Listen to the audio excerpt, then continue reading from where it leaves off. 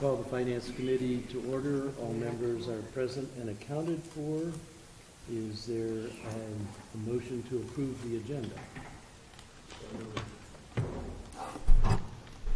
Second. Any discussion? All in favor signify by saying aye. Aye. The ayes have it. Is there a motion to approve the minutes from the September 4th Finance Committee meeting? So moved, Mr. Chair. Second. All in favor? Aye. The ayes have it.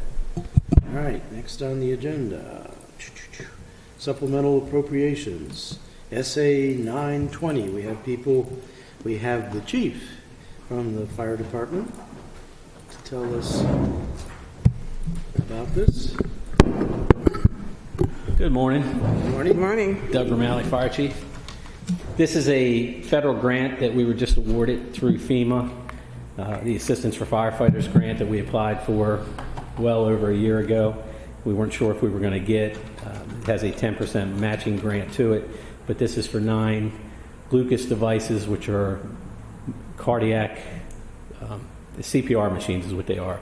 So basically our requirements now under our guidelines and protocols are somebody in full arrest. We actually work those patients on the scene for 30 minutes. Without these devices, the firefighters have to do CPR for 30 minutes. Right. The devices have been well known to increase the capabilities of CPR. Annapolis's survival rate for cardiac arrest is higher than the national average. We want to maintain that, and this will allow us to put 7 devices out on the street, and that puts 1 on every medic unit we have. So we all had our CPR training, and we know going 2 minutes is stressful, so going 30 minutes. Are there other questions from the committee? No. I do. Chief, you mentioned this is requires a 10% match, did you say? It does. So do you have existing funds? We have existing to funds within our allocate? budget to cover it. We didn't anticipate getting the grant. The grant is very competitive, so what we were doing is trying to buy one of these machines a year because they cost about $16,000 a piece. So we had funds set aside so that'll assist us with the match. So it will not affect our budget. And how do you plan to, maybe you said this and I just didn't understand it, how do you plan to allocate these devices? Each one of these devices will be on every medic unit we own. We own 7 medic units. We have 1 device already. The EMS supervisor carries that. So each medic unit will be equipped with one of these devices. That's awesome. Thank you. Do we owe a thanks to OEM for getting this from FEMA, or? Now, this one here actually was done through Jeannie Coughlin wrote the grant for us and moved it forward, and then I think some of the senators and all that helped pushed it along. But yeah, this is one we applied for.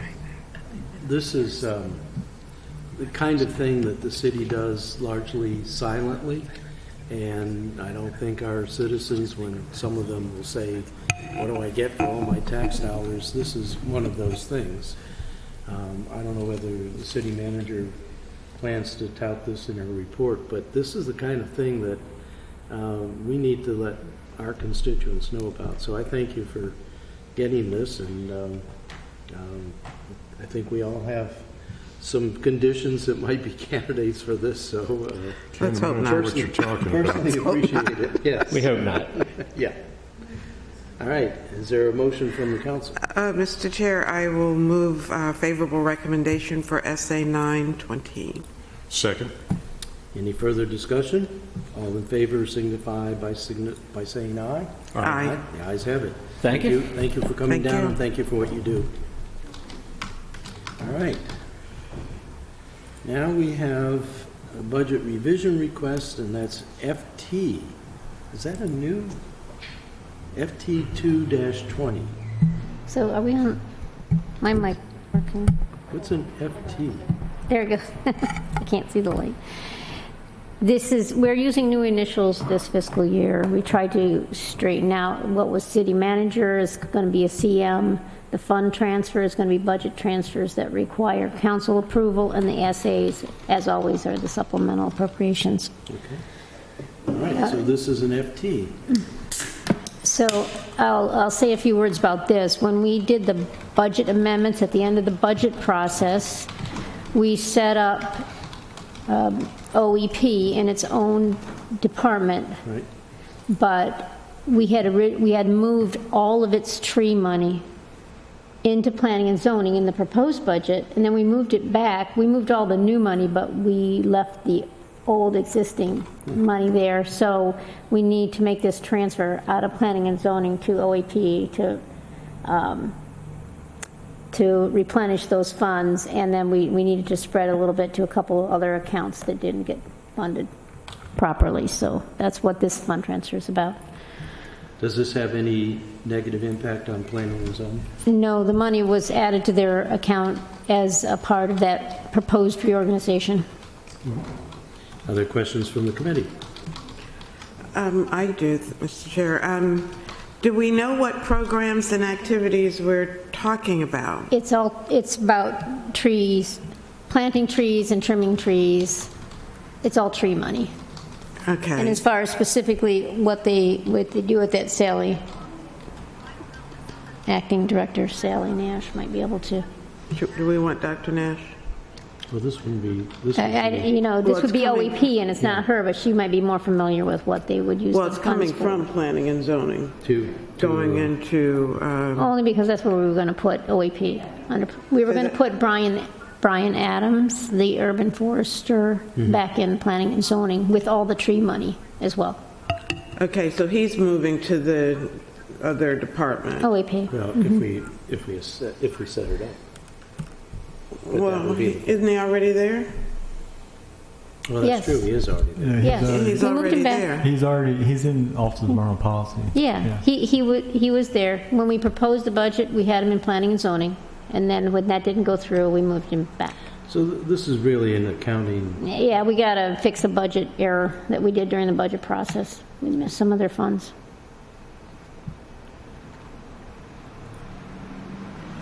Okay.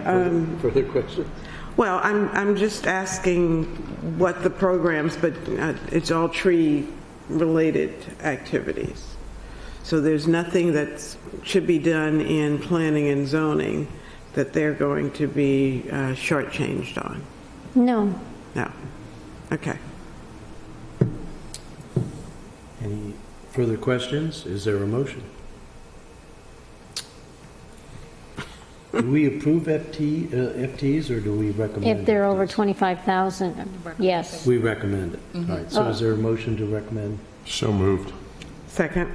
Further discussion? All in favor signify by saying aye. Aye. The ayes have it. May I make a request of the finance director? Could we get a key for They're at the the... bottom. The bottom of the new transfer forms, we Oh, tried to it's there. define what Okay. they were. I did make that request before, didn't I? Thank you. We put that on there for you. Yes, thank you. I didn't Right. scroll to the bottom. We're so accustomed to the signatures being the last thing, so thank you. Moving on to legislation before the committee. The first is Charter Amendment 6-19, Department of the Environment.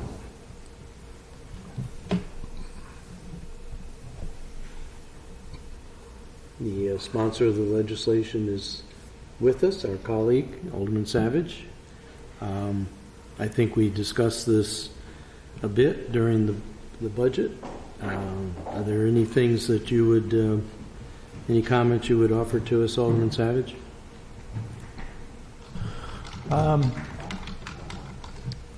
Well, I think you all have heard me talk about this a lot, but I guess I'll just offer a brief summary. So this is just the charter amendment and the actual ordinance, I believe, are both on here. And again, that was because a previous city attorney had recommended that this become a department instead of simply a office. Because at first I was thinking about just beefing up the office. And plus, I think it works better long-term as to have a department that's dedicated to these programs. So, what I'll say is, I think my intention which I think is reflected in some of my discussions with Adam Ortiz he's the director for Montgomery County Department of the Environment. Before that, Prince George's. He kind of summarized it well in saying he felt it was to have the most effective environmental group organization, you need three things. You need staff and resources, you need regulatory authority, and you need a dedicated team to provide the vision and the innovation that you're looking for. And so, my proposal would move Could you say those three again? Staff and resources? staff resources, and what's the other one? Staff and resources, and then it'd be having a team with a dedicated mindset and focus, and then it'd be regulatory authority. And this, in many ways, I think, and even myself, when the previous mayor had proposed to dissolve DNEP, which is again where I worked for a number of years, about 7 years. At first I thought it might be a good idea, but I think it's really hasn't served us very well since then. And so part of this is kind of an effort on my end to kind of correct what I see as a mistake that was made. And again, I'm not blaming anybody. I supported it to a certain degree, not all of it at the time. But so in that sense, the proposal just would move over authority for two programs, forest conservation and stormwater.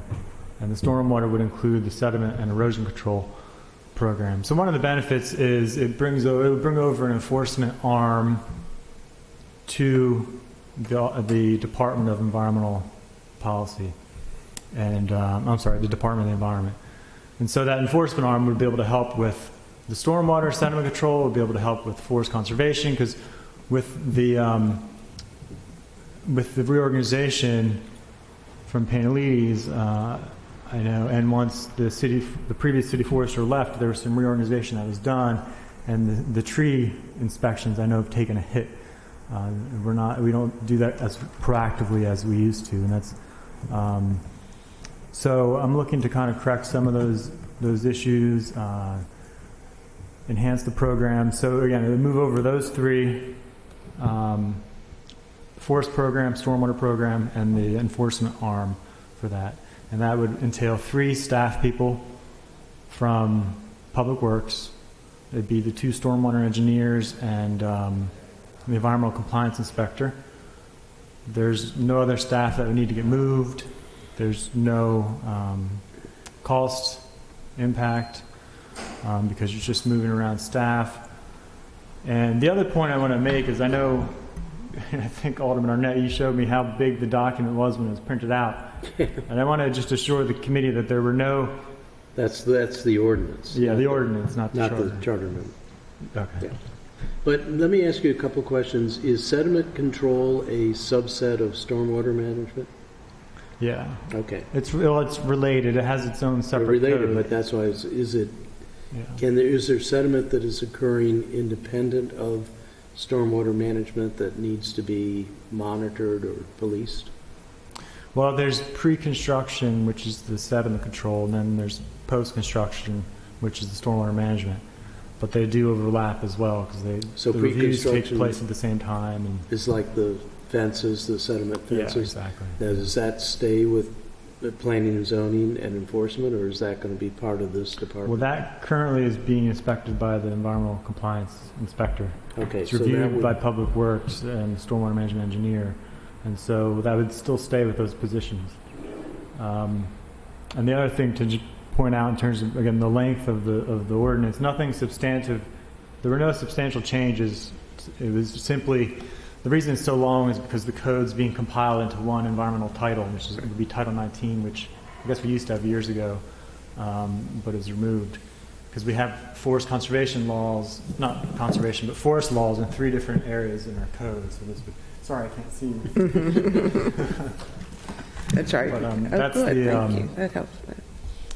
So yeah, that's it in a all right, nutshell. so critical area and air quality, where do they where do they live and how do they interact with this department? Well, critical area I'm not proposing to make any changes to that. That still would be within plan and zoning. That may be something we want to look at in the future, but for the purpose of this, that was just. So I know it's- that's been, well, also that program has been with plan and zoning for a long time. Right. That's been with them for probably nearly 20 years, where these other changes were they're recently made by Panalides. Right. But we have pending legislation on the critical area. But are there any, I mean, I assume the critical area has some environmental aspects to it. Oh, sure, yeah. And staff used to, in DNEP, when there was DNEP, critical area was still handled by plan and zoning, but there was a lot of overlap. The forester who was in DNEP and myself would occasionally help plan and zoning with inspections or enforcement or anything like that. So air quality is part of the environment.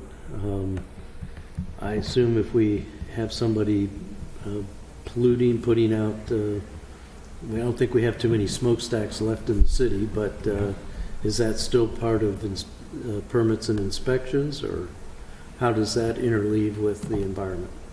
Well, we don't have Ross, you get a chance. we don't have a dedicated code that I'm aware of for air quality.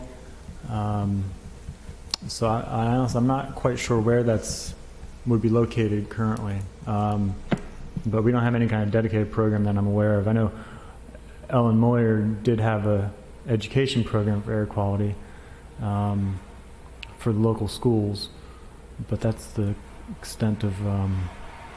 Okay, it does seem to me, and I'll get to you in a second, Fred, this is the time to think globally about all aspects of the environment. I think long-term, environment is the most important thing. Short-term, obviously, clean water in, dirty water out, and public safety, ambulance, police. But long-term, as we know, environment is something that's threatening all of. So I guess when we have legislation like this, I always like to take a step back and think about globally what we're doing, what are potential missing pieces and things like that. So maybe in environmental matters we can talk about that some more. Alderman Payal. Thank you. Perhaps I missed this, but I'm having a little bit of problems with my iPad this morning that I was addressing when you first started to speak.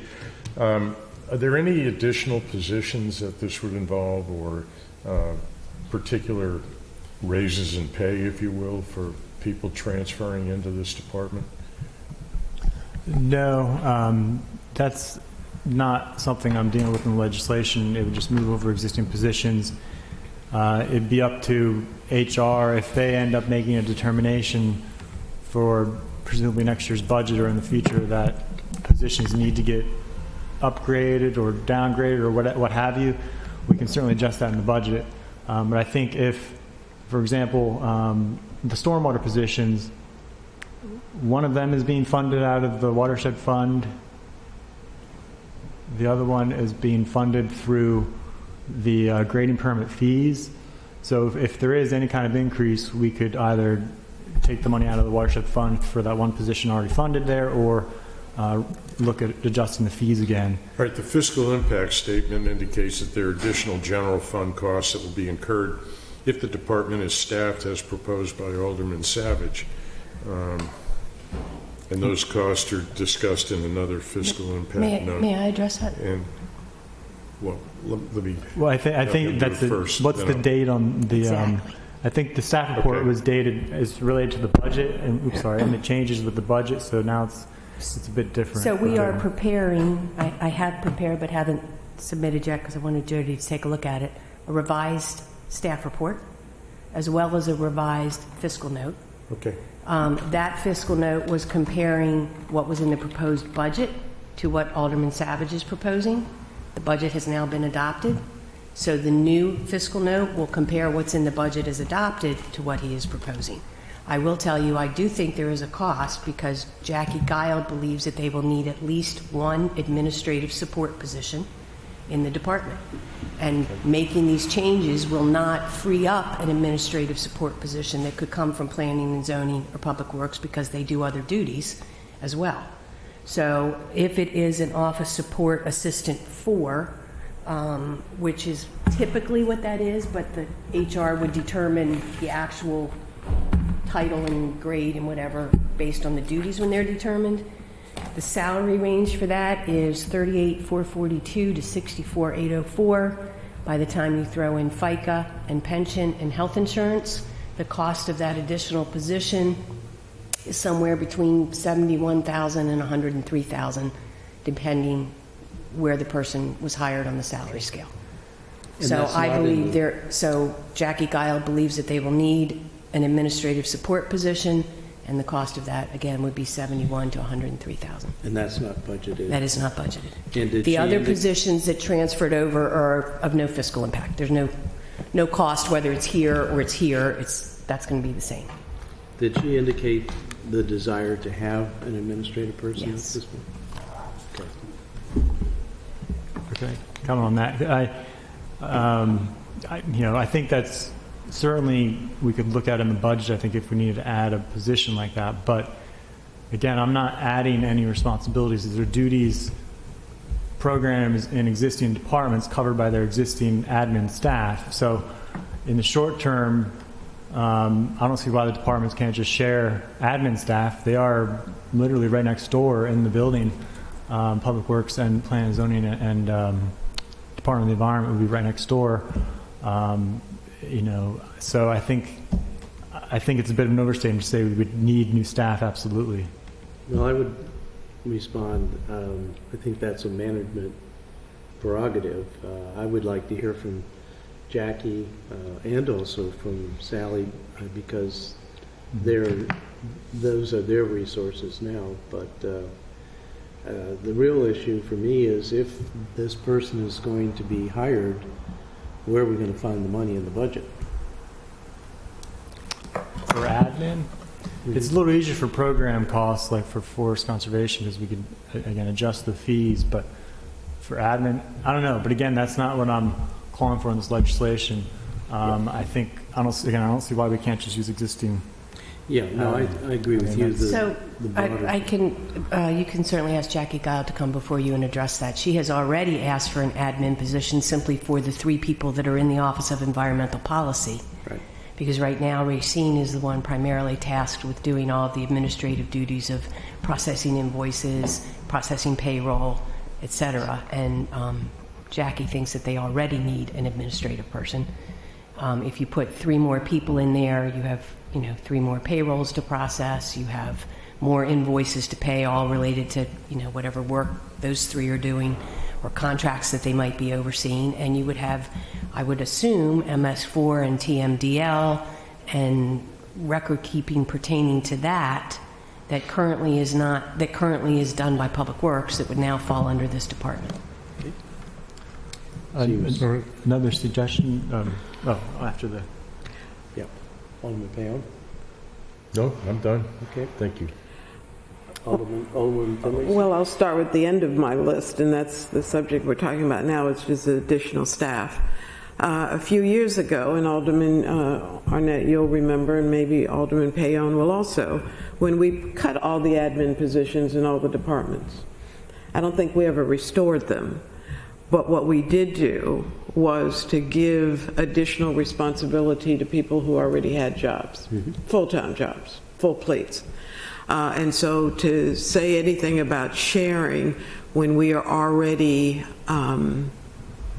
overtaxing the staff that we have, I think is inappropriate. It feels like we want to do more for this department than we have been doing for all of our other departments. And I think that is... Why do you say that? Because if we're talking about adding additional staff for administrative responsibilities, when Sally doesn't have, Dr. Nash, doesn't have an administrative person who's dedicated to admin stuff. Doesn't. And I would dare say all the other departments don't either. But we are talking about doing something special for this department that other departments don't have the benefit of. Okay, I won't argue that point, but I would say that's not the point of this charter amendment. I agree with you that we need to have the proper staffing. I don't know where your facts are about them being overburdened. I think that's something that would have to come out of a class and comp study, but Well- nevertheless, I think properly staffing this should be done. Well, this is opening a door, and I realize that, okay? Because once we get a little piece done, then it's easier to get others. You know, I still hearken back to when we had a Department of Neighborhood Environmental Programs. And I'm still loath to understand why that department was disbanded and why folks were put in public works and planning. But that is where we were, and that has worked. And now we're going back. So my question to the sponsor is, and I know you started off with 3 things that you wanted to do, and I would like to have Director Gerald here, Director Nash here. I'm sorry. I would like to have everybody here to hear what the issues are that we're trying to fix, okay? Engineers belong in planning and, belong in public works, period. But we're taking some of them out to put them in this department, okay? Inspectors belong in planning and zoning, but we're taking some out to put in this department. Why is it not working the way it is now? That's what I want to know. What is it that we are trying to fix with this legislation? And I know that there's a strong, well, let me not answer the question. I'd like to know what it is that we're trying to fix. Well, I mean, first of all, I wasn't quite sure what the Finance Committee wanted to focus on, if you're just going to be focusing on the financial aspect or the broader questions you're asking. But again, regarding the financial aspect, I'm not calling for additional staff. I think it's manageable using existing. So if I'm talking about moving the stormwater program out of the 3 positions, environmental positions, out of public works. That takes up a significant portion of their time, and so presumably would also take up a significant portion of one of their admin positions. I don't know how many admins they have. I think 2 or 3. So if that admin has free time now, again, I don't see why we can't be innovative and share. But in terms of May I ask a question? Have we heard from Director Gerald that the stormwater is unmanageable in public works? unmanageable, I don't know. Well, we're talking about taking it out of public works, so why are we taking it out of Well, public not works? entirely. Just the stormwater management review program for projects, the enforcement arm for sediment control, those aspects, which again used to be in DNEP, but Public Works would still have influence and control over the infrastructure, city infrastructure, stormwater infrastructure, the maintenance of those facilities, and portions of the MS4 program. But in terms of the restoration, the stormwater management, post construction, and the sediment control would be moved over. And so what I'm trying to do is bring more focus. I'm trying to set up, one of the things I studied in college, business management, my minor, and we took a lot of organizational behavior classes, and I'm trying to set up an organization for success. And so I think this would bring the prominence and the focus that we need on environmental programs, because you're having these much larger departments who are handling these environmental programs, and honestly, I think they get a bit diluted. I think we can get a lot more. It's not that they're doing a bad job, but I think we can get a lot more by having focus, having a team that is working on it collectively, providing that vision. So it would again, the other benefit is it would bring environmental enforcement capacity to the environmental department. And that's not done in DPW? It is for sediment control, but again, you've got a forestry program that doesn't have much in terms of an enforcement arm currently. It used to. You'd be able to provide an enforcement for some of the phone ban, for if we end up passing the plastic bag ban, they could help with those efforts. I think it helps to integrate the stormwater and the forestry programs together, which again, we had more of in the past. And I know I'm speaking from personal experience because last time I worked it, we did have a lot more synergy between these. When we had a DNAP department? Yes. So I think it also works. We've heard from some concerns from the public about the restoration activity, but we'll be hearing that more later today about Public Works, their response. But the point is, I think this department would also help to combine the engineering and the restoration programs. So you have stormwater management engineers and you have stormwater management people who focus on the restoration aspect. And so this brings those two worlds together because you need a lot of coordination. I work professionally in a group of engineers, even though I'm a restoration scientist, and I'm able to bring that perspective to the engineers and vice versa. It works out very well. I think it'd be a one-stop shop for environmental permitting. Again, I've heard concerns from the public about some of the restoration projects, from the nonprofits having difficulties, and I think this would help cut down on that. Difficulty, so you're saying that there's some deficiency in our DPW department? Because I'm hearing some things that are policy decisions that we, the council, made decisions about that we're trying to now fix through a charter amendment instead of going through another avenue.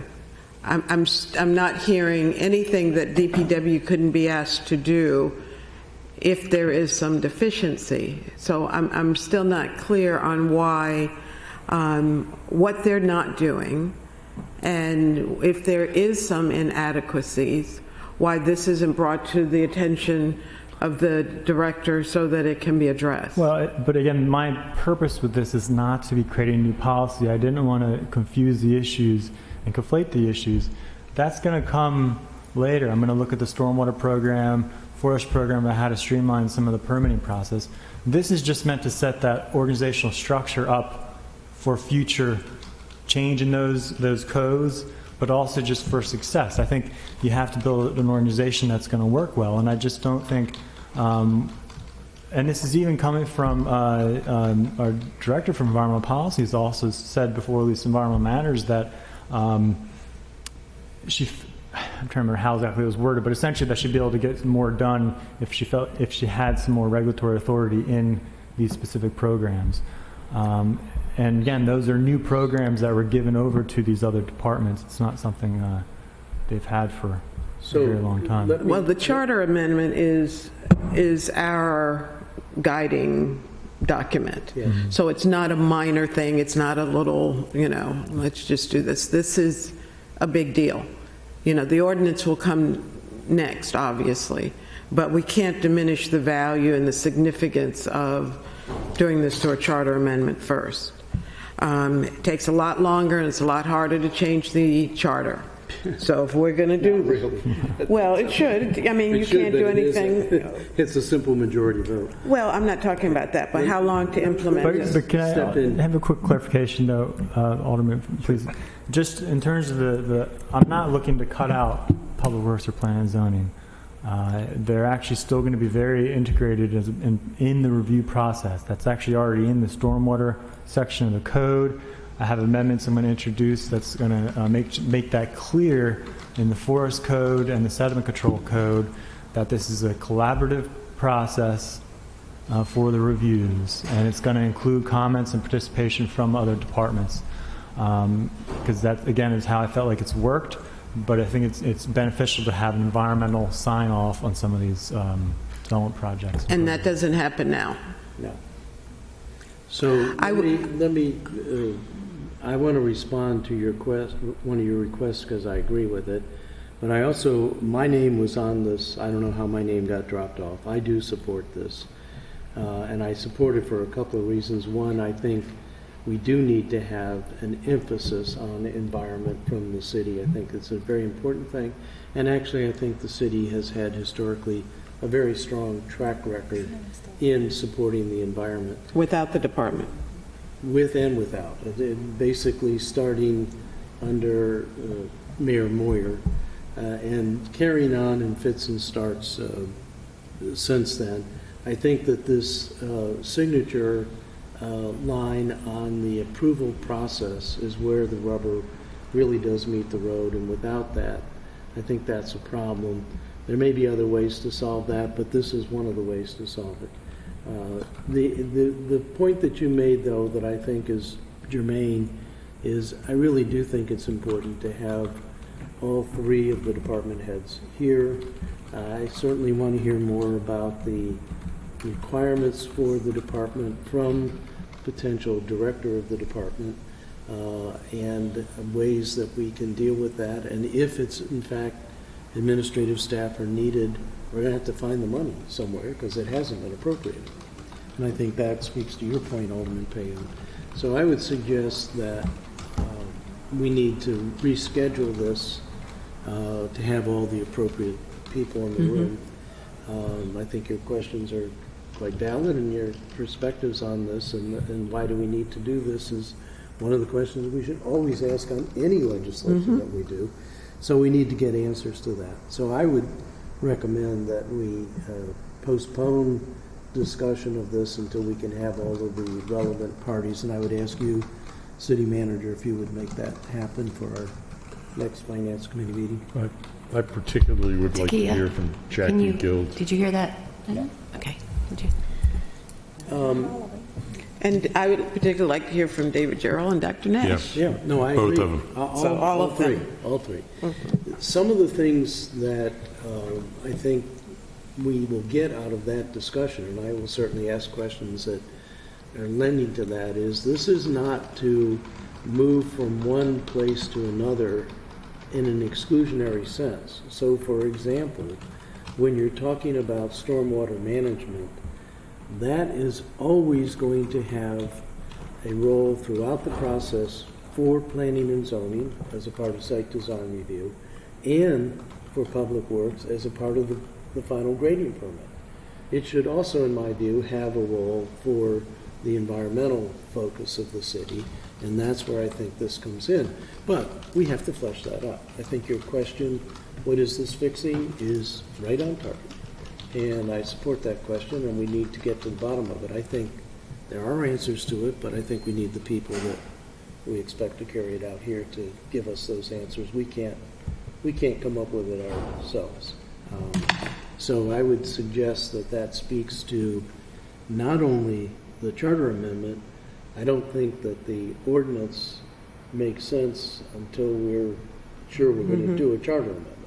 So I'd argue that we really ought to defer the discussion of both of them to another meeting. I don't know what your plans are, Alderman Savage, for this is also before Environmental Matters. So I would suggest that the same kind of thinking ought to be happening for that meeting as well. And I know you sent me an email this morning, which I haven't had a chance to get to, but with some other amendments and so forth. I think we should do it with all of the relevant people, city manager, the department heads, and the finance director, because this could have some budget implications. So, And the HR director, if we're talking about well, that's staffing. another good point. Yes. As much as I hate to add. We can bring the HR director, but when I talked to her yesterday, what she said is, you don't know what grade the position would be till you know exactly what the duties are. Typically, it would be an office associate 4 if you had only one admin position in the department who was responsible for all admin matters in that department. So we can bring Tricia, but that was her response. But you make a good point, because you were talking about keeping logs and tracking down things. We need to really know what the administrative help is that is going to be required here, or how it was being done when it was elsewhere. So I think having all the proper people in the room is a must-do, and I would certainly entertain a motion to postpone to that. May I add one more thing, however, course. before we do that, and then I'll make the motion? I would like to hear from the HR director how other departments are treated. This is an equity issue for me, okay? So, and maybe my memory is flawed when I said we eliminated all the admin positions. I don't think it is. Did we ever restore those positions? Does everybody have an admin position now?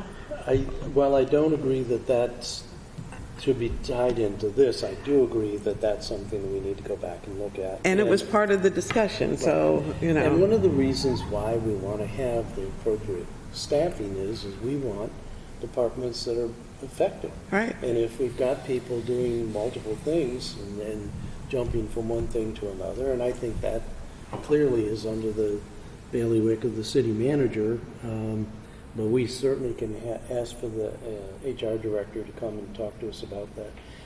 I think that part of the elimination of DNAP had to do with a presumed budget saving, and some of it had to do for other reasons, which I don't want to go into now. But we made a decision. We all voted for it, and it may or may not have turned out the way we wanted it. If it didn't turn out the way we didn't all wanted vote for it, it, but okay.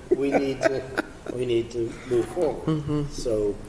Well, history repeats itself when you don't pay I'm sure attention. over and so- over.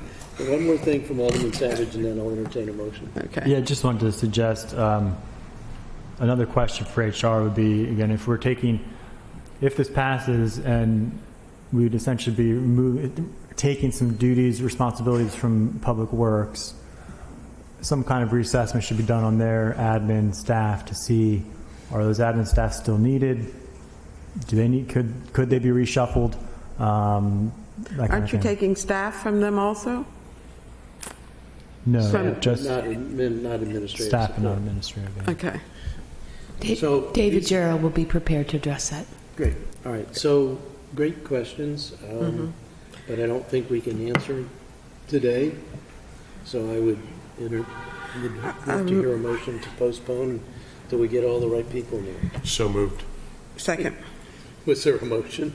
I'll move that we postpone action on CA 619. And there was a second. And is there any further I discussion? seconded it. Who? No. Said there was. Yeah. Okay. All right. Well, this is good. I think maybe if we do this more thoroughly, we won't be guilty of another precipitous action. So all those in favor of the motion to postpone signify by saying aye. Aye. All ayes have it. I would also offer, unless there's some general questions or comments from any of the electeds, including Alderman Savage, I would also think that until we get the charter resolution resolved, getting into the ordinance is probably premature. Is that okay with you? I'm also a sponsor of that, as well as Alderman You're Rodriguez. listed as a sponsor. Alderman Arnett, I just want to give you guys a warning that under our charter or code, I don't know which, that, there's a certain period of time by which if the committees don't complete their work, it has to go on the agenda, next regular agenda, the council meeting. And where are So we on both that? the charter amendment and we are past that. Both the charter amendment and the ordinance will go on the agenda for the first meeting in October, which is the next regular meeting Okay. of the council. Well, that's fine. So just to we let you need know, to- and at that point, if you want to postpone to a date certain, you can postpone to a date certain, but Exactly. That's The how we ordinance handle it. just came back from planning commission, so It doesn't- it might not, does that apply to it? Planning commission is 120 days. I have to look at the code, but, Because this one just. But regardless- 018 just came out of. okay, I don't have to look at the code on the planning commission. Regardless, the charter amendment charter will amendment is- have to. And in the staff report, I have 3 suggested amendments, and one is that the ordinance be amended to say the effective date will be the effective date of the charter amendment if it passes. Right. Because that has to wait 50 days to take effect. So you don't want the department, you don't want all the regulations moving under a new department that doesn't exist for 50 days. Now, all of those are good points, and maybe by the time we get this all done, we'll be in the 2020 budget, and we can budget accordingly. All right. That long with No, is there a motion to postpone 01819 until after we resolve Charter Amendment 06? There it is. Move to postpone 01819. Okay. Mr. Chair, also, can everybody know, Environmental Matters today, we will be hearing from, well, I did invite, ask for Director of Public Works, Plan and Zoning, Office of Environmental Policy to be there. So that will be an opportunity. If you want to attend, would welcome your questions and engagement on that. So this really raises an important point in terms of sorting out what committees do.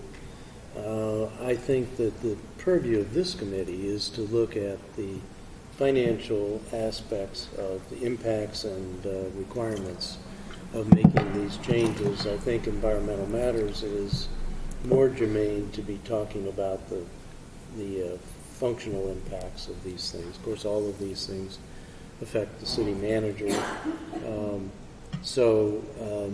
Perhaps when we reconvene to discuss these things, we need to focus really on what is the charge of this committee, which is what are the financial impacts and how are we covering that. All right, so we have now moved on to... You need a second. Fred seconded. No, Yeah. he said okay. Okay. That was his second. So we have a motion to postpone the ordinance. Let me find it here, 01819, and I think it was seconded. Yes. All right, so all those in favor of that postponement signify by saying aye. Aye. The ayes have it. All right. The next item on the agenda is 02619. I have been working with Attorney Leonard on the amendments that I would like to put forth. We don't have them yet, so I would argue that there's no sense in, Right. unless there's some things that committee members want to talk about, that we ought to also postpone that. I will promise to get back with Ashley to find out I know. Okay. when those amendments are going to get to us. It's Tuesday. Mr. Chair, I agree we need to postpone this. We've set a date for the committee to get back together. Because I think it's... Tuesday, right? Right, that's Yeah, what I so we was just asking. Certainly shouldn't, we need to hear from them again, although we do need to discuss the nature of that committee. It doesn't have any official existence, but nevertheless, we owe them the courtesy of having that meeting. So that's also another reason for postponing. And that's also up against your next regular meeting of the city council What, requirement. in terms of timing out? It will be on the October Okay, fine. agenda. Yep. And I have been on the record often, and I believe Alderwoman Finlayson is too, that we don't want to move forward until we're all comfortable that we have it right. So if that means postponing it, so be it. Yeah. We'll take our time to try to do it right. Couldn't agree more. All right. So is there a motion to postpone 02619? May I make that motion and add R31, which is the... 19. The fees? Fees. Yeah. I would second that. All right. So there's a motion to postpone discussion of 02619 and R3119. The question is, do we postpone it till the next Finance Committee meeting, or do we postpone it longer than that? When's the next Finance Committee? 2 weeks? We have them every 2 weeks. Do you think we'll be far enough along? Actually, let's postpone it to the next one, because I Yeah. hope We can we'll have always, I mean, I hate to think in these terms, but we can always postpone it again if Yeah. need be. right. The second is the next meeting. And I do want to You know what, though? 2 weeks, this isn't going to be ready. Well, but in 2 weeks, I hope we'll have the amendments written up from Ashley, so that would be, in fact, Okay. I hope we can get it. Yeah, before you're next right, Tuesday. you're right. But that doesn't mean we will be finished Yeah, with it, that's exactly right. Yeah. you know, so... So so the motion is to postpone till these two items till the next Finance Committee meeting. Any further Second. discussion? All in favor signify by saying aye. Aye. This postponement thing looks pretty good. Let's just postpone everything. I'm just kidding. All right, next item on the agenda is 02919. Now, R32, Maryland Public R32, Information 19. Act Sorry. fees. Yes, I'm sorry. So this is fees for, yes.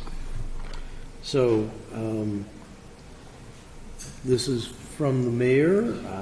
I assume that this was developed, I know we have a heavy burden in the Office of Law for these things, and I'm assuming that this is a re-estimation of the cost process?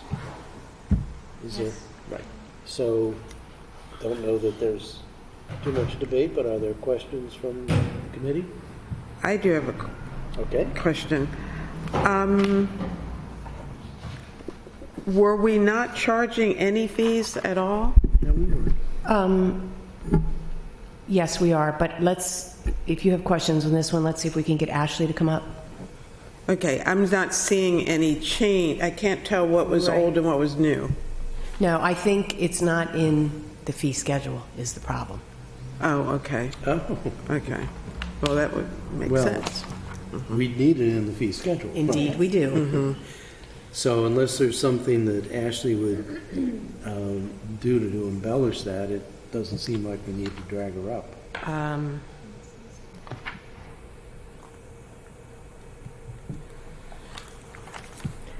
Your call. I believe that's what it is, and if I'm wrong, I will send you all an email telling you that. Okay. All right, so does the committee feel comfortable moving? You okay with forward? that? Yes. Yeah. So is there a motion to recommend approval of these fees to the council? So move. Second. Oh, wait a minute. No, I'm trying to get the ordinance up here, and it's not Oh, working. here. It's not, it's a resolution. Well, all right. This, I can't even get these the- requests have, What the? holy cow, what are you I doing? have no idea. I hate this thing. I really do. Yours looks so different. I know. Well, you've got the Republican version. Apparently. And he says it out loud. It's two pages, there's a first I page. just kept hitting. All right, is the committee ready to vote on the Yes. motion? Okay, it's just a moment.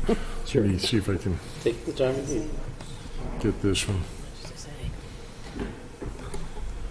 But why is his so different? I don't get it. He's not reading off the agenda. Oh, because he's in 2018. So he's not in Granicus? The resolution itself doesn't come up any better. Wait a minute. Ah, there we go. Bingo. Okay.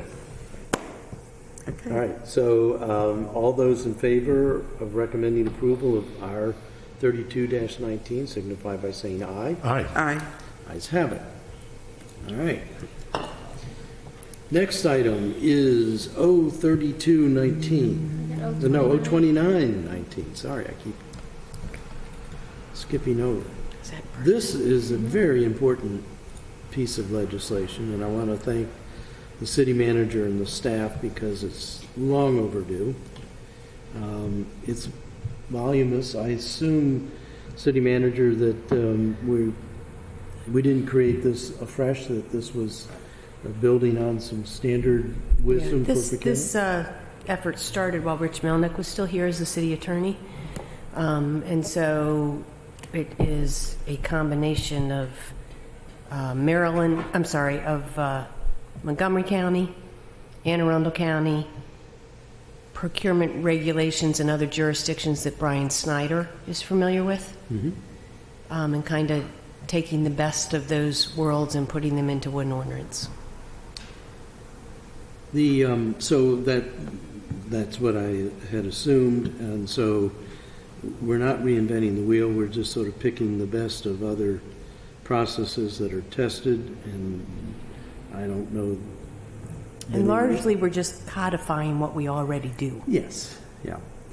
The one question I had is, I'm used to the federal procurement process, and In that, there is an explicit delineation of the rating criteria, and in the federal process, there usually are multiple items that are rated, like in the RFQ that we recently had. So they have general knowledge, experience, response to the specific question, quality of the personnel that are being bid, and so forth in the federal system. And it's usually weighted to add up to 100. And I don't see that here. That doesn't mean it's not here, but should that be something that we codify? I would say no. So what you do is you say how a competitive sealed bid has to be developed and put out there, and so the bids shall be evaluated based on the requirements. This is just an example. This is on page 8. 8. Section 608.110. Thank you. So if you look at line 27, bids shall be evaluated based on the requirements set forth in the invitation for bids, which may include criteria to determine acceptability such as inspection, testing, quality, workmanship, etc. No criteria may be used in a bid evaluation that were not set forth in the invitation for bids. And then there's similar language in the RFP section of this ordinance, etc. So it's in the invitation that you specify what the criteria is to evaluate that bid, because it might vary from bid to bid. It will. Right. It So should. you don't want to specify in an ordinance, this is the criteria you're going to use, and you are always going to use it. I guess, again, given my experience on both sides of issuing RFPs and bidding on RFPs, this is one of the most valuable things in terms of directing what you're going to get back from the bidders. I guess I would feel, and we can talk about this as we go on, I totally support and excited and enthused about the fact that we're codifying this. It used to be Title 19, but I guess some of our procurements have not gone out with bidding criteria that I've seen over the years. I guess I would argue that it shouldn't be may, but that we do need to include some kind of criteria that they usually have 5 different areas. That's So been it says the standard. bids shall be evaluated based on the criteria set forth in the invitation for bids. See what I'm focusing That on. criteria may include these things, it may include other things. Okay. I guess I was more focusing on may include. Right. I think it should include. So but- in the research we did of other jurisdictions and in Brian's knowledge of procurement practices and policies, that it's not specified in the ordinance itself. Okay. Questions from the committee? Excuse me, none from me. I think the text of the ordinance speaks for itself. We should It's give not difficult to understand. We should give a thanks in absentia to Attorney Melnick for this effort and all of the staff that were involved. Is there a motion? I would move favorable recommendation. And I would second it. Any further discussion? All in favor signify by aye. Aye. Aye. The ayes have it. And again, thank you for getting this long overdue done. Next, 03219. I kept jumping ahead to Finally. this 'cause- Got it. You keep calling this number. Yeah, I so know. it's- Well, I want to, I've had brief discussions with the finance director in passing, but I really want to get into this, so. Can you tell us?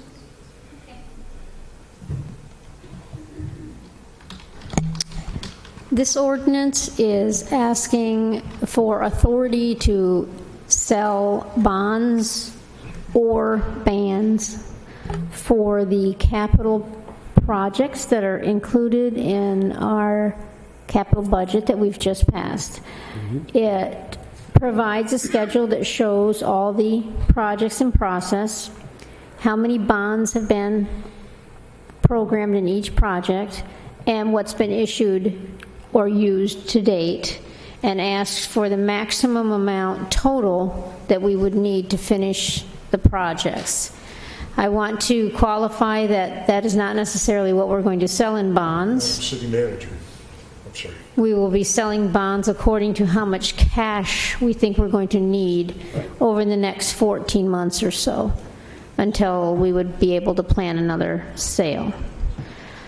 So it's likely going to be something less than the 17 million total you see there. And most of that 17 million authority requested relates to our enterprise funds: water, sewer, stormwater management, solid waste, and parking. Okay, so can we stop there, please? And we did talk about this as asides at the Financial Advisory Commission meeting, but when I saw the 17, I immediately flashed to the thing we got from Davenport talking about our debt limit ceiling, and I believe this is more than the numbers that we were talking about in that document, which was part of the budget deliberations and part of the Finance Committee report. So how does this 17 million number relate? But let me add another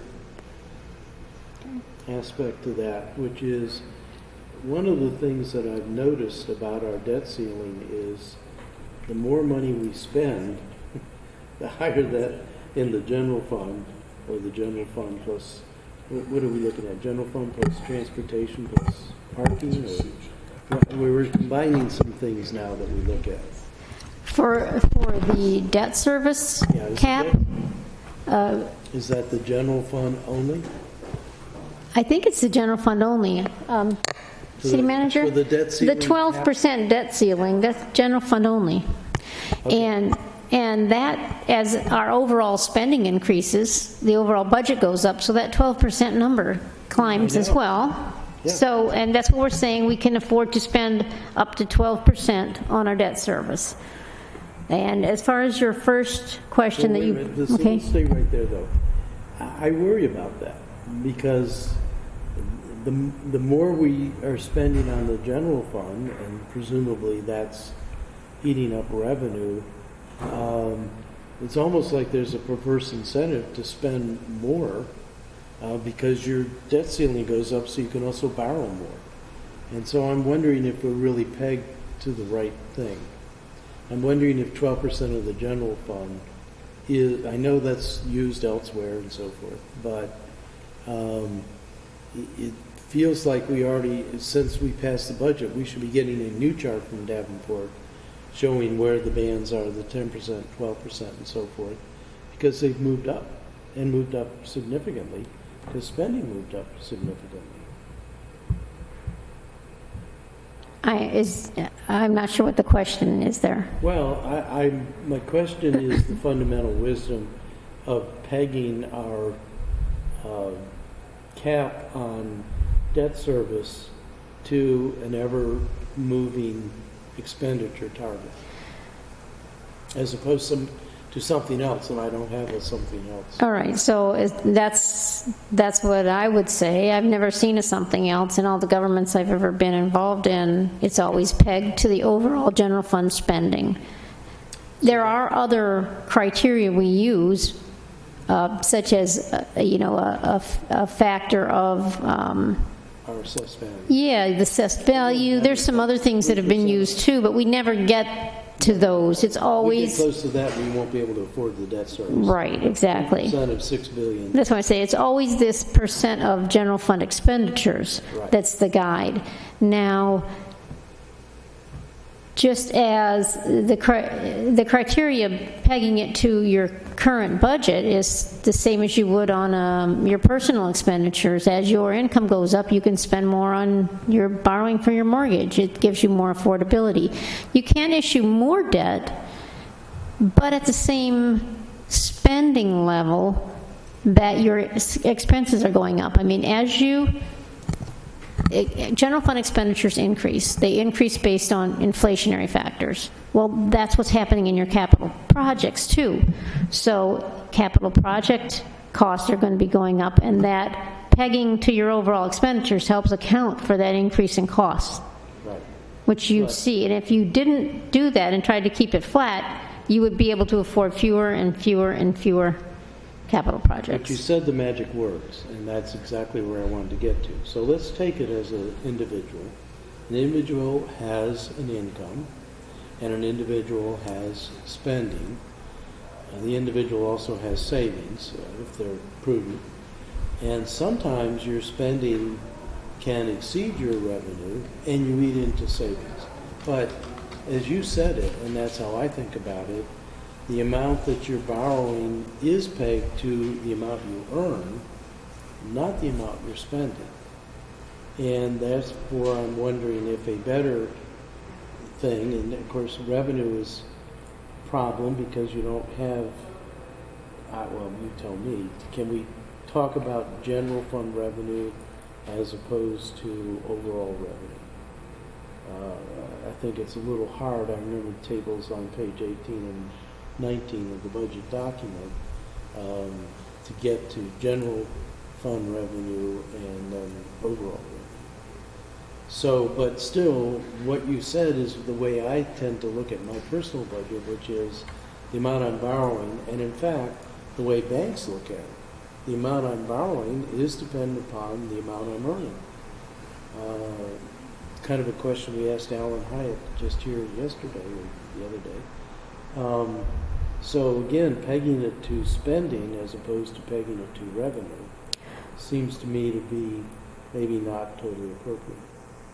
If you, in the case of a general fund for a government, where you tend not to accumulate fund balance or spend into a deficit situation, your revenues and your expenditures should be climbing at the same rate. So pegging it to revenues probably wouldn't make that much of a difference in your debt affordability in this case. All right, I'm probably belaboring a point that Well, That we're not going to answer today. that you might not even be interested in, but I do worry about it. Well, it goes to the debt service policy and limits, which is something we would talk about during the budget process as to what we're willing to, if you wanted to change how we're doing that.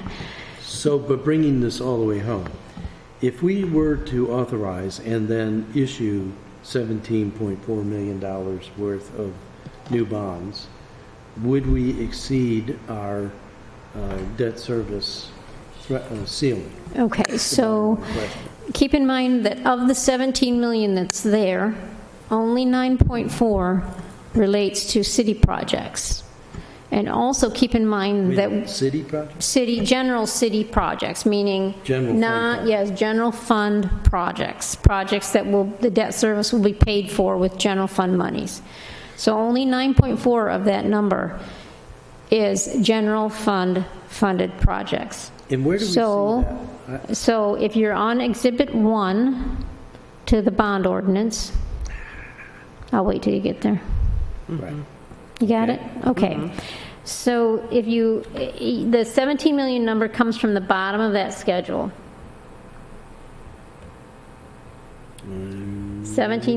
17,375,072. Very bottom. I'm seeing 8 million, 8.1. Oh, okay, And there's the 9. right. So the 9 is from the general fund. and then Right. We have the off-street power, all the other funds. Okay, so it adds up.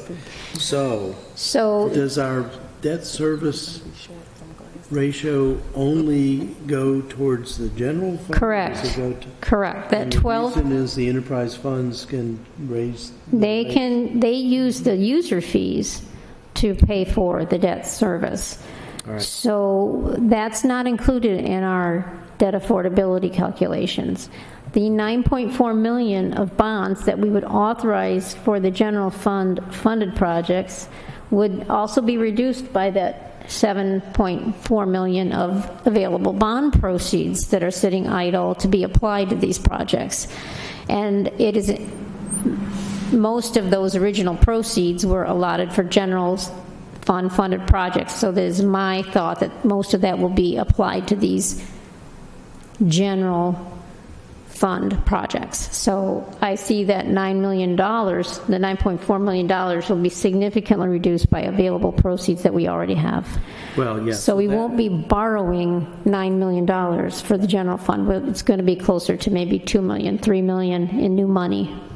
So that takes us to 033, where we're getting into. Yes, yes. 033 is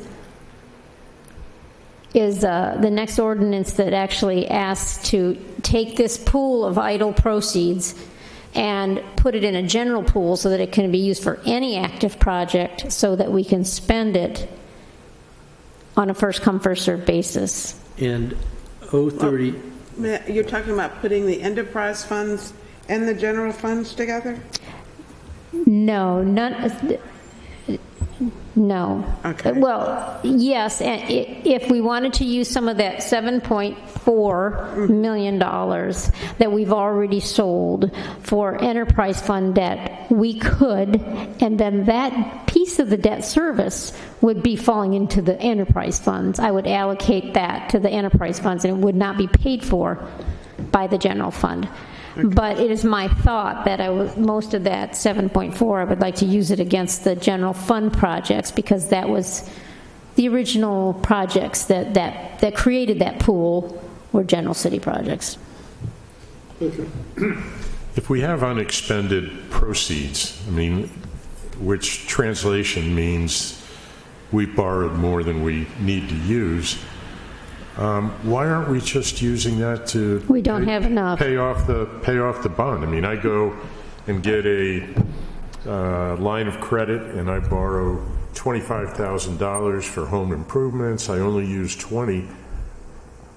Assuming I don't have something pressing that needs to be done with the remaining 5,000. You do. I give it back to the bank, and What I'm my saying debt is that much less. those bond proceeds have been allotted to projects, but the projects aren't moving quickly. right.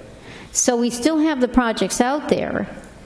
So they are needed for other things, but we need to spend them faster, and we can use them for any project that's moving forward, thus reducing. So the city should be talking to my wife, because A line of credit and a bond are not the same. You can pay off the line of credit with that extra 5,000 you paid down. Correct me if I'm wrong, Jody, but you can't necessarily pay off the bonds.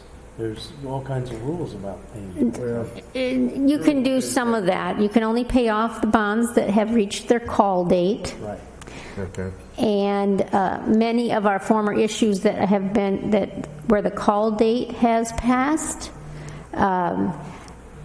we've already refinanced those bonds. We don't have a lot of that opportunity out there right now. Well, the city obviously should hire Ann Payone, because she can spend money faster than anybody I know. Now. We're not getting into that. Can you strike that from the video? That's all right. She's proud of that. So, but really, I'm glad we're tying the two together, though, because the question is, I always worry about authorizing more than we know we have to and want to spend. So I guess one of the questions about 032 is, why are we asking for such a big number when we really know that we're not really going to come close to using that? So that allows us to structure the bond sale and the bond sale amount to the amount that we need, and it takes care of this legislative process early enough where we're not pushing back our bond sale because it's got to get through a process. It speeds the legislative process in saying, here's our max that we could issue. Right. And the amount that will be sold will be cash needs for the next 14 months. So again, I still feel that we really should only authorize what we are reasonably sure we're going to need, rather than the maximum to fill out what's in this capital table from the CIP. And part of that is stemming from the fact that we have overissued bonds in the past, but part of it harkens, and I wish our colleague Tierney were here, to the whole realization that we're so loaned up that if we wanted to finance ourselves Hillman Garage and some capital improvements on City Dock or some capital improvements to take care of nuisance flooding, we'll go over our ceiling. And we really are locked up, we're close to our ceiling for the next 3 years. So it's not necessarily, I think the message that putting in a number that big, 17 million, is not really well received by any of the constituents out there that are looking at this, all 3 or 4 of them. Well, I can tell you that most, the government, this is the way the county does it. They put the authority out there for the total and only sell what they need in cash needs. The way we've been doing it in the past, declaring what the projects are and selling all the bonds is too early. And this is a more efficient way, and we sell less debt. What is the efficiency? Because unless you're saying, well, we might actually have to do the 17 million, so if we don't authorize it, we're going to have to come back to you for another authorization. I could listen to that argument, but we know we don't have plans to do the 17 million or even close to it. So why authorize it? Because you passed a capital budget that would allow these projects, and this maxes out. This would allow for a selling of debt for any of your capital projects that you've authorized in the budget to date. So this bond ordinance stays in effect until the next bond ordinance is passed. So if we wanted to do some short-term financing, we'd have that authority within this document. This document also allows for any refunding opportunities that come up, which we may have. And the Interest rates go down? Yes, the interest rates are very low, and we may have some refunding opportunities to save money. And this is an authorization that allows for that as well. That opens a whole other kettle of fish, because I'm wondering, in the long run, does refunding really save us money? Because it extends the term. And Oh, well, no, it doesn't extend the term. When you refund, you're paying the old bonds off and the new bonds off in the same time period that the old bonds were being paid. And those opportunities are more limited now, but we only do it if it saves a significant amount of debt service in the future, and they calculate it on a present value basis. So they're taking all of these things into account. Well, I guess we're taking a time out. I guess, Because I wanted to consult with my colleagues. When I saw this $17 million number, I have to admit my eyes popped, and it was because of and I can't remember exactly what the table from Davenport showed us, but I thought it was more like $12 million ceiling. I think that has got adjusted up by passage of the new 2020 budget. But I really do feel that we have not historically shown much restraint in issuing this debt. And I think that's why we are loaned up and why we're now facing, as Alderman Tierney has lamented, not clear that we could rebuild the Hillman Garage by ourselves if we wanted to. We're almost being forced into a 3P kind of solution. And even if we did do an in-kind replacement, which is less than the bigger garage, we'd be so loaned up that we still don't have the money for the nuisance flooding, phase 1 or phase 2. But even if we did do the Hillman Garage, it's not clear we would have the debt issuance space to do the nuisance flooding. And if we want to do some enhancements to the city dock, as the mayor is planning to do, and depending upon how that gets financed, and I think the 21st Century Capital Fund is talking about a different funding source for financing improvements. So they're talking about $50 million worth of improvements on the public space for the city dock. We clearly don't have that kind of money. So I guess our job, we don't have the knowledge to go into the actual numbers other than this spreadsheet. Even then, I wonder if we have the knowledge. But I guess my question is an overall attitude of, authorizing a number that's bigger than we know we need. Okay. And no, I mean, this, I'm not It provides flexibility and efficiency with the process. Okay. The new money that you're talking about, what we added in the 2020 budget, we only added, all the projects added together only put in another $5 million of appropriations, and not all that was bonds. No, and some of that, because you originally came in with it at only $2 million, so some of that was our doing when we were doing the budget process. And that was about the bonds number there, the $2 million. Right. Well, may I? Yeah, please. All of this is our fault. We made a decision to do all these projects, a commitment to the community, really, to do all of these projects. Yeah, we weren't being malicious or spendthrift. Right. We were doing it for a reason, but did we do it cautiously enough is the question. And I don't know how we could have eliminated anything on this list, to be honest with you. And I'm not talking about the enterprise funds, I'm talking about general funds. Because these are all things the community asked for and needed. So I guess my question is, if you're concerned about what we're borrowing or what we're, going to bond market on, realistically, what do we need that we're going to be able to accomplish? And what do we need in reserve so that we have a backup if we get extra time, extra resources, meaning people? I mean, we can do more than what we expected. Now, is that a question for David Gerald or Teresa Sutherland? I mean, who would tell us if we should be really considering only what we need? I think you got it right. It's a question for us.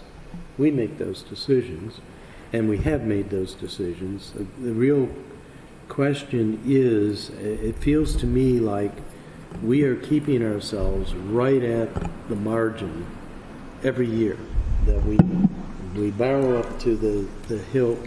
And as we've realized with these discussions about all of these different 3P possibilities, we don't have the money to do some of the things that we know are on the horizon. We can do the current Hillman garage, potentially, maybe not. We can do the nuisance flooding, although we don't have the FEMA money. We can do some investments on City Dock. We haven't even talked about putting any money away for sea level rise. And we could have other garages or other facilities that are reaching the end of their engineering life, and we don't have any wiggle room. So we're keeping ourselves right at the threshold. But based on the analysis during the budget process, we do have the capacity to take on the projects that you passed in the capital budget. And again, I want to point out that there are $9.4 million of bonds here related to general fund funded projects, but $7 million of idle proceeds that can be applied towards that. So you're looking at $2 to $3 million of new money, even if all the projects move forward as programmed. And that was a part of the analysis during the budget process. So that takes us to Ordinance 33, and one of the problems I'm having with that, we have the nice table, the project name, but we don't have dollars associated with it. So we have $9 million in the general fund, but you're saying there's $7 million that we get back from 033 for repurposing? I don't have that one open right now because that's not what we're talking about. I'm looking at 033, which is the next ordinance, which talks about repurposing bonds that have already been issued but have not been expended or are not needed, there's excess funds there, or whatever the reasons are, there's 15 items, including the city bulkhead. It's just listing any project out there that has proceeds available and any that may need proceeds. I'm just trying to make it so that it all goes to one pool and can be used for any necessary projects. Right. What would have been helpful in the ordinance itself, and I think I will ask for that, but if you look at the staff report, Okay, you so, see at the time the ordinance was drafted, unexpended proceeds of the general obligation bonds and interest totaled $7.5 million. That's on the staff report for 033. And that's what would get applied to the $9 million plus dollars for the general fund expenditures that are being discussed in 032, right? Help me. I'm trying to open the staff Please report. help me on. So we're now on 033. Well, I think we need to take them in tandem because they're interrelated. Okay, well, So look at that number 7484993 and look at this Exhibit 1 from the other. Going back to 032, I'm on Exhibit 1. so those are revenue bond, Look down at the, enterprise fund. Is that the money from the enterprise? no. Mm-mm. So if you go back to Exhibit 1 from Right. 032, and you look down at the bottom of the available proceeds that I have available as of the creation of these ordinances, $7,484,993. Okay, question. Is that across all? Is that from off-street parking, refuse, sewer, water, and, So the donor projects, I'll call them, let's see.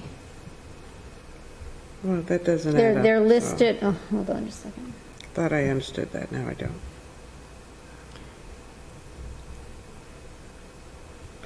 The 9.4 from general obligation is adding all of the column that's appropriations financed by this ordinance, correct?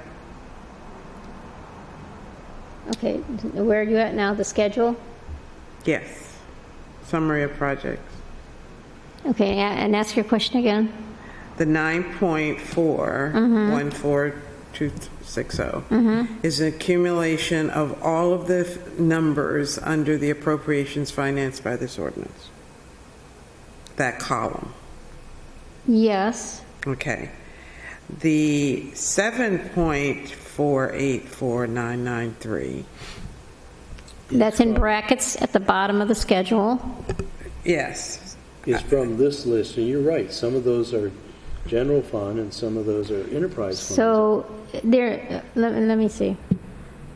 So, Here's the list of the ones. yeah, that's why, and I saw that, and that's why I went back to this. I'm sorry, I That's all just right. made it bigger for you.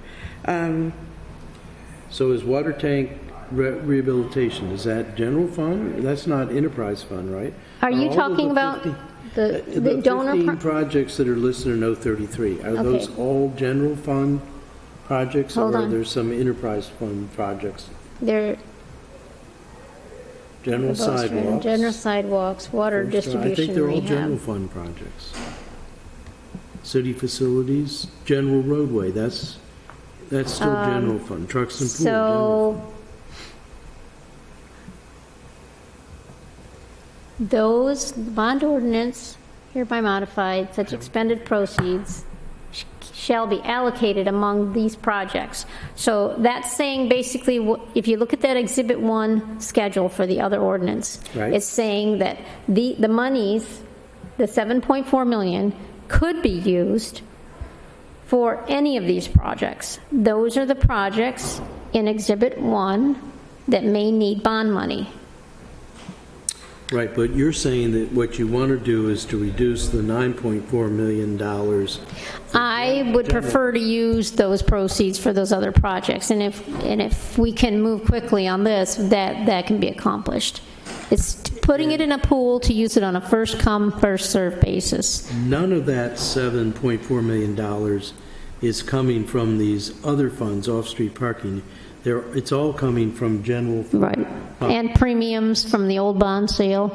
So there, and interest earned on the old bond sale. Now remember, those bond sales weren't all general fund projects, but the leftover proceeds that are there are related to the general city projects, plus premium, plus interest earned. So if we passed 033,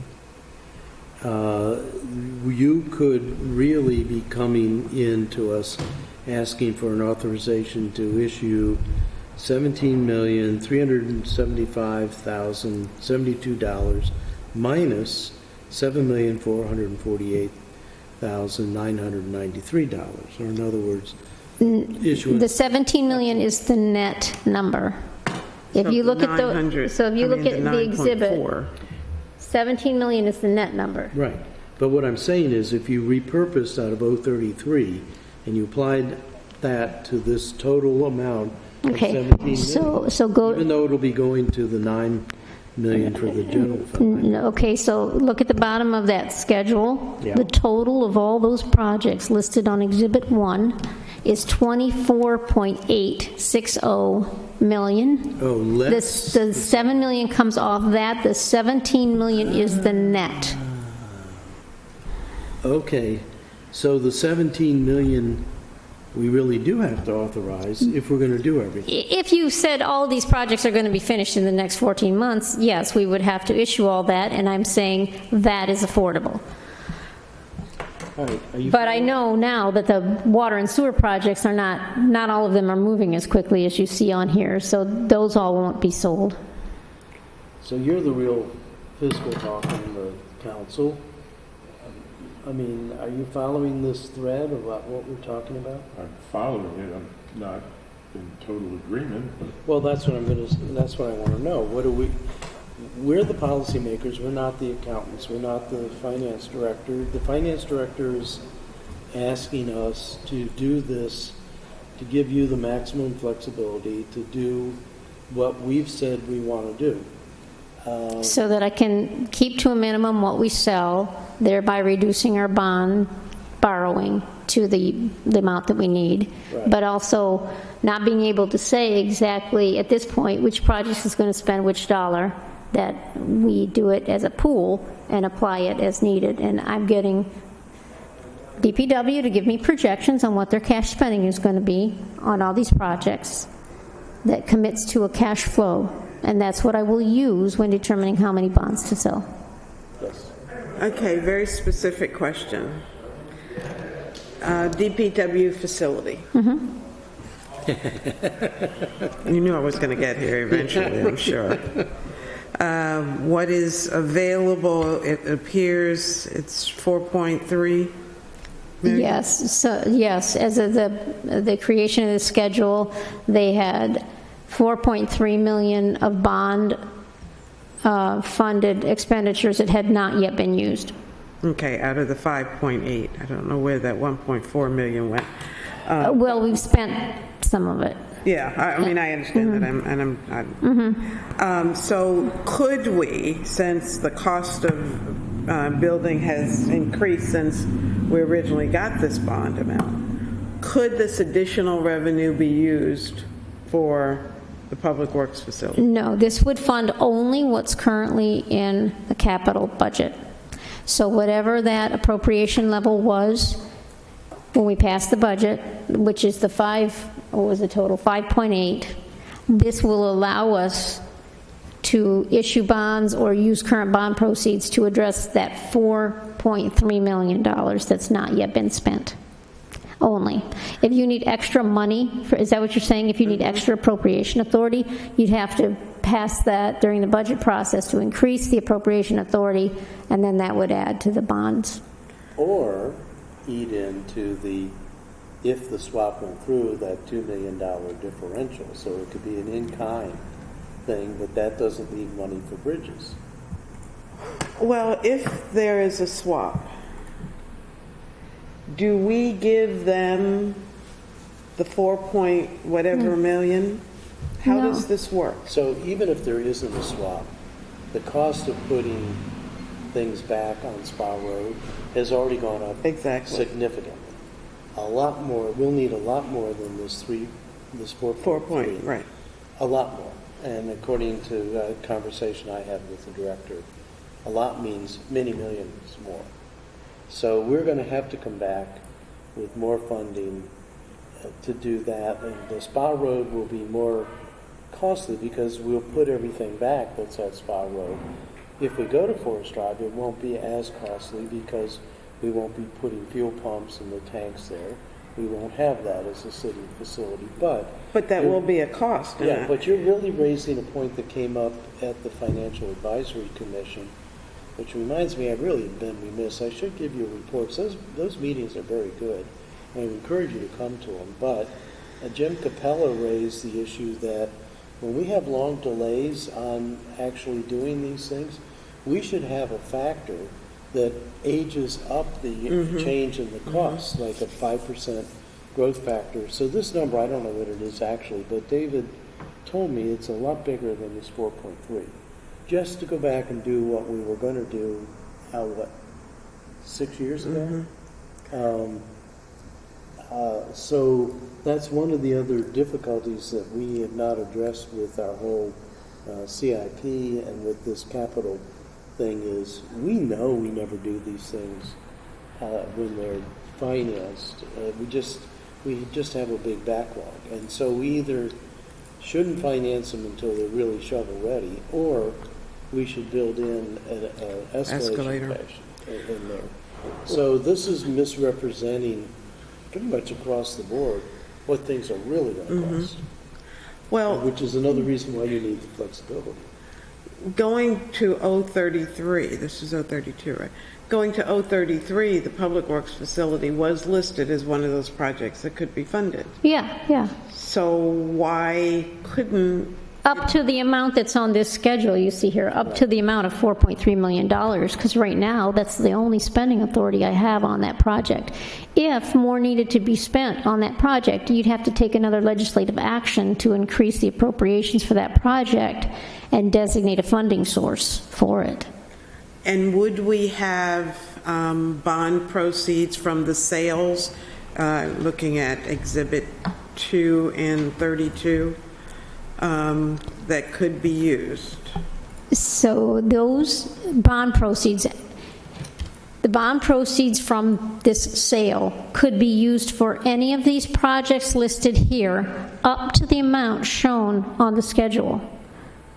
Well, that doesn't You help, could- though. That's just what we've already, That's right. So I'm saying that if you wanted to spend more on that particular project, it would not be accommodated by this legislation. This is just giving me permission to sell debt up to the maximum amount that we currently have in the capital budget. okay. I'm disappointed, but okay. I know, I So looking know. at- There's other issues involved here that we can't really address with this legislation. In Exhibit 2, our total outstanding bond debt is the sum of the $96 million and the $30 million. And then we would be adding... Okay, hold on just a second. I don't have that one open. Exhibit 2.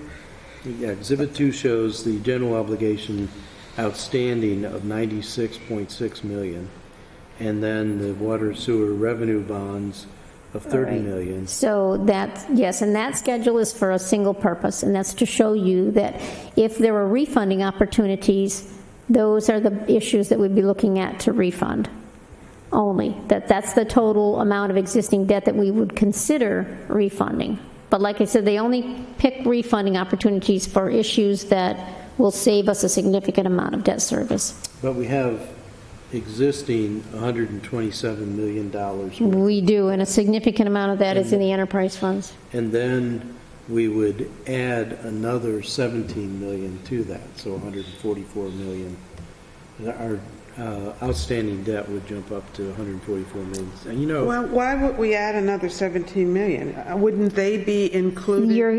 The capital budget that you passed in June would have added another 17 million total to this if all projects were moving at the pace that you are planning. So we approved a CIP with 17 million increase funding, or increase expenditure?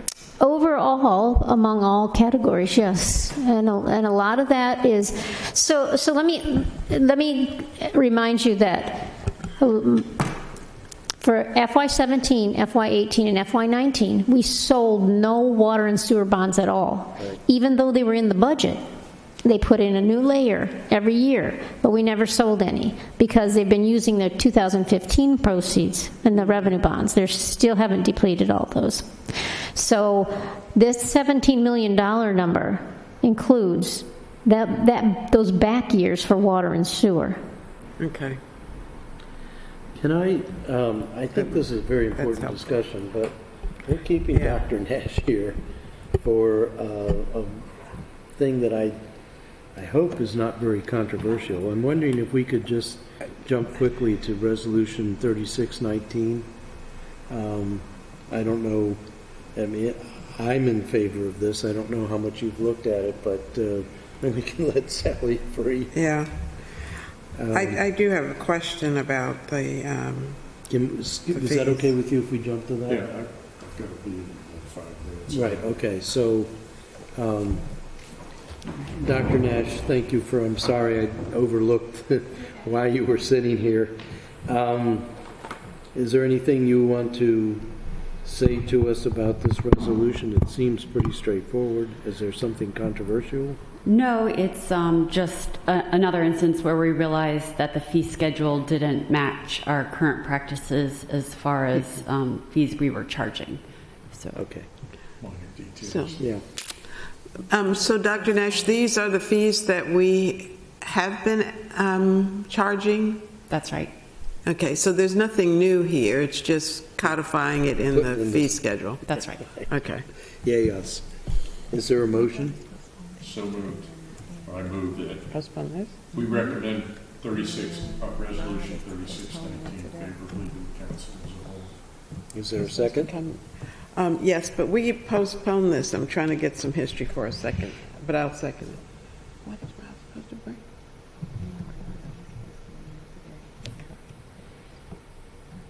Okay, well, we're going forward. Okay. All right. Any further discussion? All in favor signify by saying aye. Aye. Again, sorry I No problem. didn't catch that. You know, you should just send us a text and say, you know, I'm sitting out here, Yeah, right. you know, Hello? take me next. Well, good. I saw you with the giant circular back there. All right. I thought it was a Washington Post. Not much difference.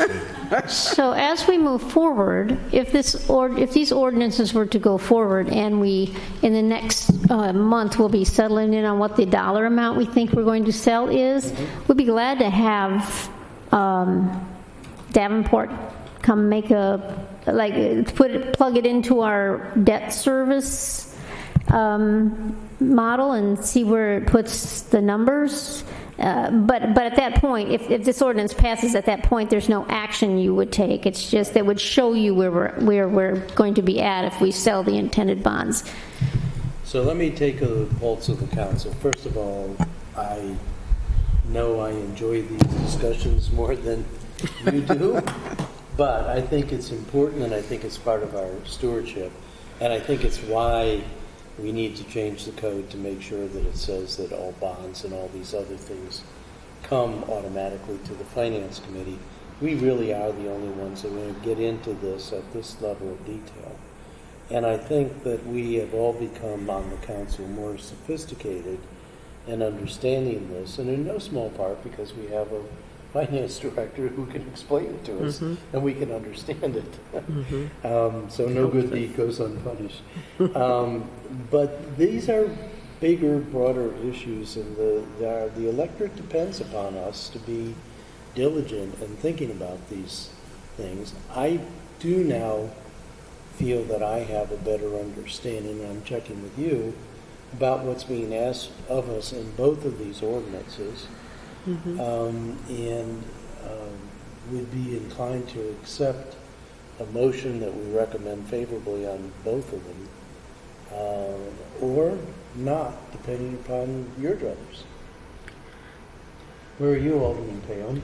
Well, I'm ready to vote in favor at this point to get it in front of the council. I'm not completely sure how I'm going to vote when it comes up for a council vote, but for now, let's do it. Thank you for that, but history tells me what that means, so. I Pretty much usually know what vote- your vote is. Well, my vote's usually consistent, but occasionally it changes. And I would, if anybody has further questions after today before the council meeting, if you want to sit down and go through the schedule and talk more about what it's doing with the funding and what the spending projections may look like, I may have those in the next few days. I'm not sure how fast DPW is going to get me those, but to know what we would sell. But I can tell you it will not be $17 million. Right, and asking these questions, I don't want to convey that we don't trust. I think this is more we need to understand. Yes, this is a flexibility of process.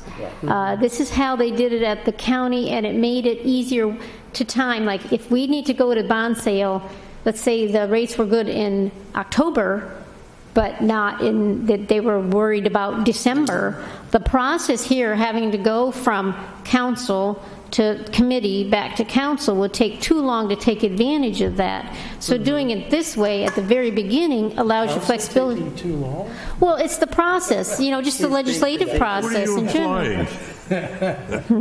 Because it requires to go to committee, et cetera, you have a longer process. So this allows flexibility that when we want to go to bond sale, we can plan to go to bond sale as quickly as we need to and take advantage of any refunding opportunities, any short-term rates, and which are really good right now. So I think we're going to get... So Fred has made a motion that we I'll approve second it. both 032 and 33. Yes, I'm comfortable All with right. them. Is there any further discussion? All those in favor of recommending favorably to the council on 032 and 033 signify by saying aye. Aye. Jody, thank you for taking the time. I do feel much better about it, so appreciate Yeah, and I'll mention that our equipment loan, we just took another borrowing down in that capital lease arrangement, 1.7%. it. Yeah, very good. So pretty the good. rates are really good now. All right. I will, at the next Finance Committee, report to you, there were a lot of good things discussed at the Financial Advisory Commission, and I really have been remiss in not telling you about it. They get into a lot of stuff that we don't think to get into, but that's why we have them. And we've got some pretty good people on that. I hear a little bit from Ms. Curry. The FA, but also you've been talking with Joe Cater too, right? Dr. Cater? Well, we've planned to talk, but we Okay. haven't really gotten together, but I look forward to I want to get that. together with Stephen Rice, but in the meantime, I'll accept a motion to adjourn. I would want to add that at the next FAC meeting in October, Davenport is going to do a presentation on the bond affordability according to what we estimate we're going to sell, because that's required to go to the Financial Advisory Commission to consider and make any kind of recommendations on what we're going to sell. Well, that would be appropriate that we all attend that meeting, I would think, even if it is 7:30 in the morning. Yeah. I was going to say that's the only detriment for you, but So that's an opportunity. If we wanted to, we'd have to get a bigger venue. But if you wanted to come to that presentation, it would be more apparent what we're intending to sell and what that would do to our debt affordability. Well, I would think the council chambers would be the best if they're going to do a presentation. all in favor signify by saying Aye. aye. Fred needs to go. Oh, okay. Thank you, Mr. Chair. Thank you.